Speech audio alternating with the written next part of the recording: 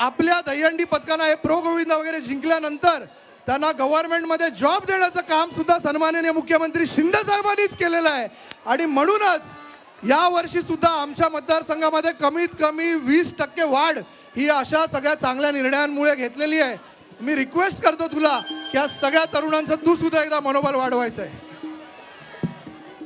Jai Shriram, Jai Shriram. Love you Mumbaikar, love you. कसे आहेत सगळे? अजून डान्स बाकी आहे माझा. एन्जॉय करणार ना सगळे? आपण प्रकाश दादा सुर्वे मी यांचा मनापासून आभार मानते. राज दादा सुर्वे मी यांचंही मनापासून आभार मानते. मला हे माझं दुसरं वर्ष आहे.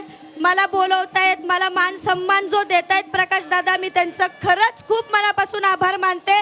आणि आपल्याला अजून बोलायचं आहे, अजून आपल्याला डान्स करायचा आहे, सगळ्यांनी एन्जॉय करायचं आहे.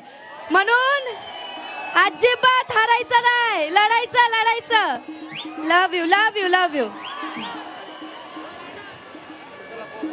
संपूर्ण मुंबई